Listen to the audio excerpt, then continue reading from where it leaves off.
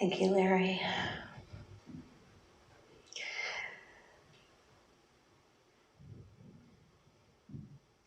When Jesus was facing his own death, he gathered his closest friends together and he told them that he had left nothing out of his teachings, and he'd shared everything with them. There was no secret, no advanced method, nothing that he had left to share with them. He said in the 16th chapter of John, he's quoted as saying, "A little while, and you will no longer see me. Very truly, I tell you, you'll weep and mourn. The world might rejoice, but you will have pain. But your pain will turn into joy, just like when a woman in labor has pain and her hour has come. But a child is born, and then she no longer remembers the struggle, the pain, because of the joy of having brought a human baby into the world. So you have pain now in this world, but I will see you again, and your hearts will rejoice. And no one can take that joy from you, or that love from you, that imperishable, wordless stability." He also asked us to do something in his name. He gave us what we call the new commandment. He said, "This is my commandment to you. This is my last thing that I'm going to tell you I want you to do for me." That's what a commandment is. It's something he's not just requesting, and he's saying, do it.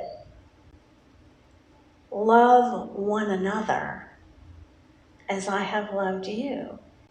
No one has greater love than this, to lay down your own ego, to lay down your own need to be right, to, even if you have to, lay down your own life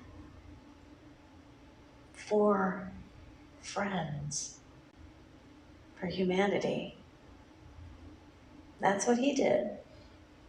He said, "I call you friends because I've told you everything I know."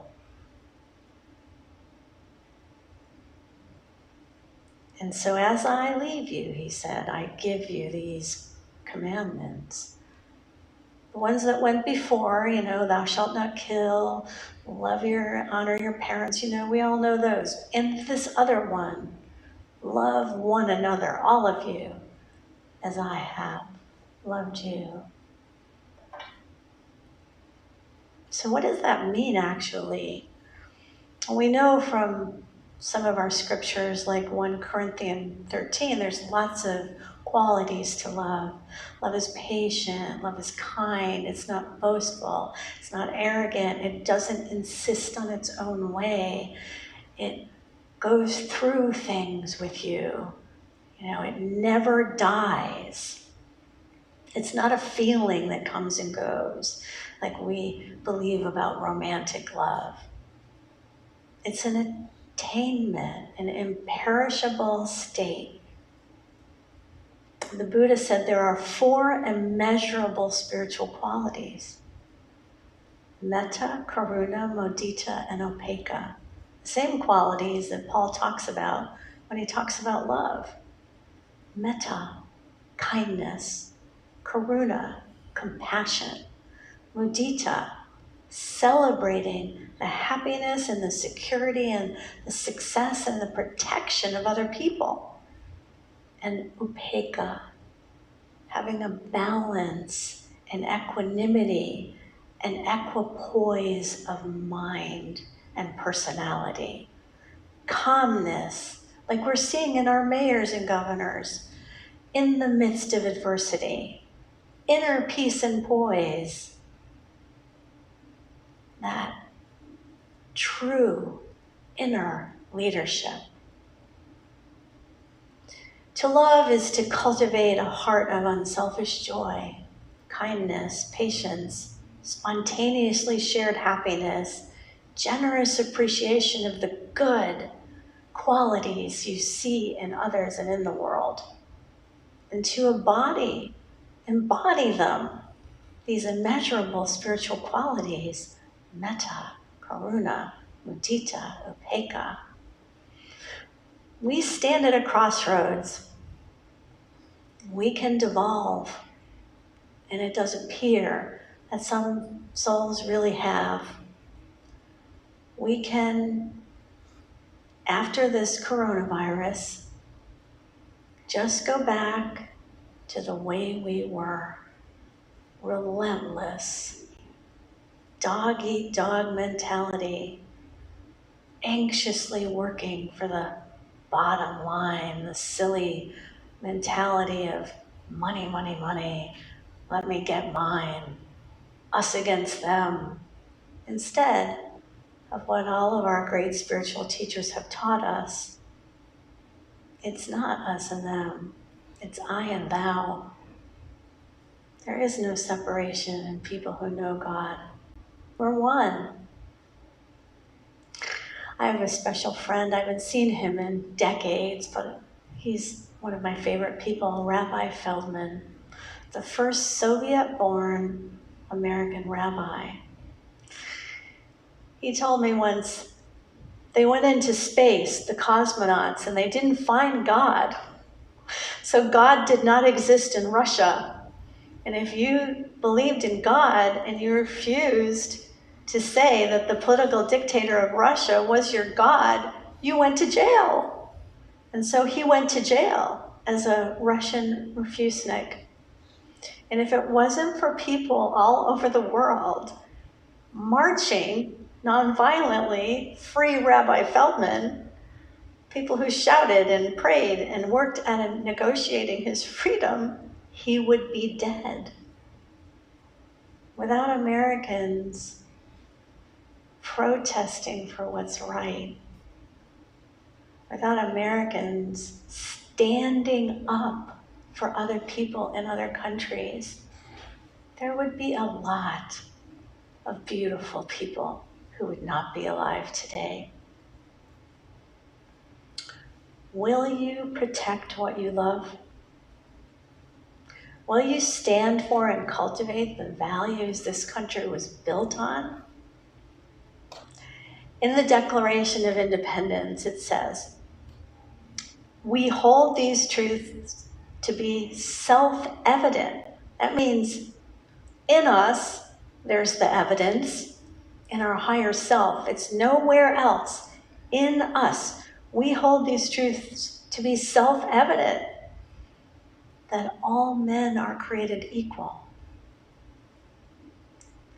At the time, the people who penned them were racist and sexist, but they still had this divine idea. So we can say that there was divine guidance in this beautiful way they coined this phrase. Let's just say all people. They weren't there yet, but we are.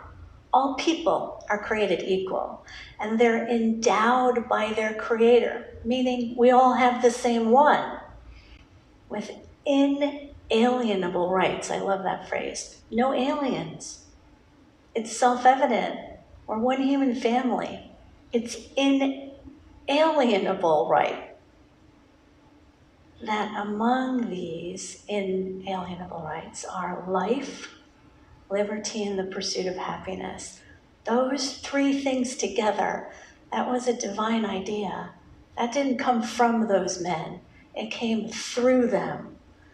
They put God first. They said we're endowed by our Creator. It's self-evident, programmed into us, part of the blueprint, life, liberty, and the pursuit of happiness.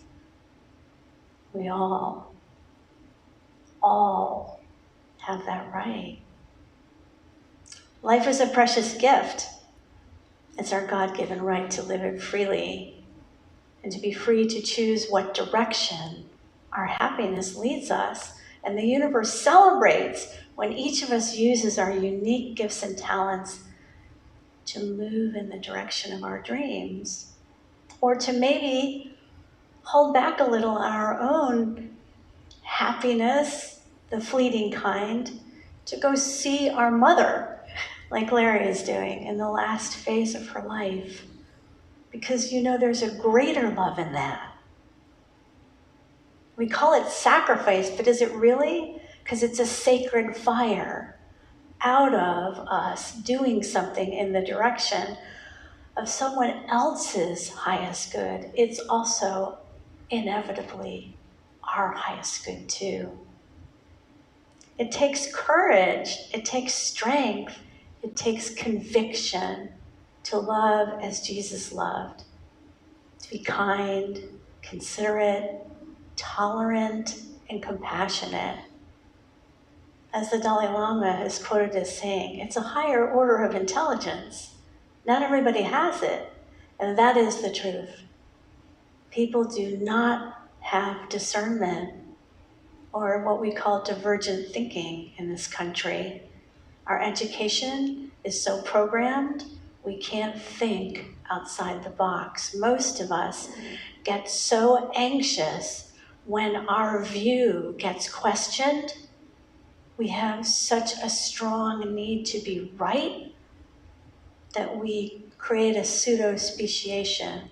Erik Erikson, the great psychoanalyst who had the whole, model of stages of development, he said, we do pseudo-speciation. We create another species. It doesn't exist, but it's us and them.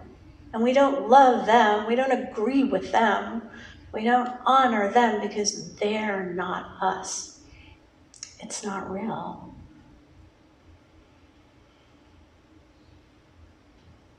Spiritual fulfillment that Jesus talked about, the fruit that will last, doesn't come from anything outside of yourself.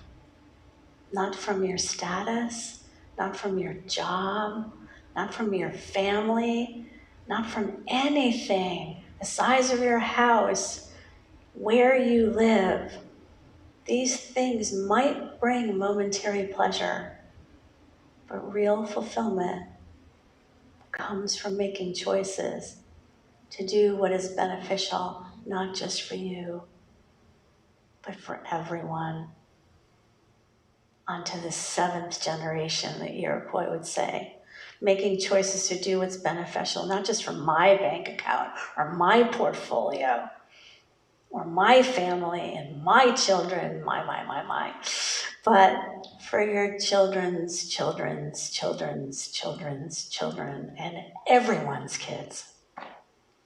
Actually, much of what we learned, or our ancestors learned and wrote about in our country, in the Declaration of Independence and the philosophy of our ancestors, comes from what they learned from the Iroquois Confederacy and the Cherokee Nation. In the medicine wheel vision of the Chippewa elder sun bear, the animal that represents love is the wolf. We mistakenly think of the wolf as the lone wolf because we have that image of the wolf howling at the moon. But really, wolves mate for life. And they're the most generous and attentive parents and community members. Wolves are called cunning because they know how to work as a team. And they can take on animals much more powerful than themselves because they live in very cultivated and complex and fascinating social systems. And they know how to work together for the good of the whole. They have great love for their families. They take care of and care for injured wolves, the young and the elderly, not just in their own little pack. They'll take in other wolves that need their help. They have discrimination, and they will not hunt a mother and baby, a newborn. They hunt the weak or sick animals. They have patience and perseverance and a protective instinct that makes them integral to the well-being of the entire wilderness. If any of you have ever seen how the wolves have completely regenerated the parks. And when they took the wolves out, it became a complete disaster. Everything was overgrown, and there were too many of one species and not of another. The wolves are the guardian spirits of the wild places. They keep the wild places in balance and harmony and strength because they understand the interconnectedness of all life. Like Larry and all the great jazz musicians, they can bring out the best in their band members. That's love. Metta, kindness, karuna, compassion, mudita, celebrating the unique success of each part of the whole, and upekkha, calm, cool, and collected and patient, equipoise. So today, at this unique moment in history, we celebrate the love and devotion of this talented couple, Larry and Christine Smith, and we pray for you on your new adventure. We will miss you, and we will cherish our time with you always. But remember, in the beginning, we are born in love, and in the end, we will return to love, and in the middle, we all get to practice. So I have a couple presents.